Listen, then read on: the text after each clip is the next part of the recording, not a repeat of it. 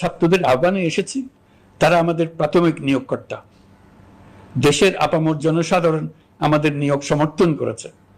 আমরা ক্রমাগতভাবে সবাইকে বিষয়টি স্মরণ করিয়ে যাব, যাতে হঠাৎ করে এই প্রশ্ন উত্থাপিত না হয়, আমরা কখন যাব।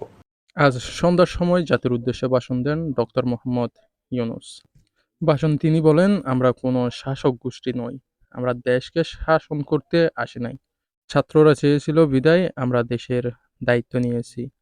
যে ছাত্ররা আমাদেরকে দায়িত্ব বসিয়েছে সেই ছাত্ররাই ঠিক করবে কখন নির্বাচন হবে, আমরা কখন দায়িত্ব ছেড়ে দিব। তিনি আরো বলেন, আমরা দায়িত্বে বসে থাকবো না, যাদের দায়িত্ব আমরা তাদেরকে বুঝিয়ে দেব।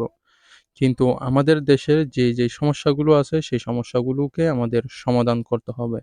যেমন সুন্দর একটা নির্বাচনের জন্য আমাদের নির্বাচন কমিশনকে অবশ্যই সুন্দরভাবে সাজাতে হবে। বিগত দিনগুলোতে যেভাবে নির্বাচন হয়েছে সেভাবে নির্বাচন হলে চলবে না। নির্বাচন হতে হবে সুস্থ এবং দুর্নীতিমুক্ত। এমন নির্বাচন দিতে হবে আমাদেরকে, যে নির্বাচনের মধ্যে কোনো ধরনের দুর্নীতি, কোনো ধরনের দলপক্ষতা থাকবে না।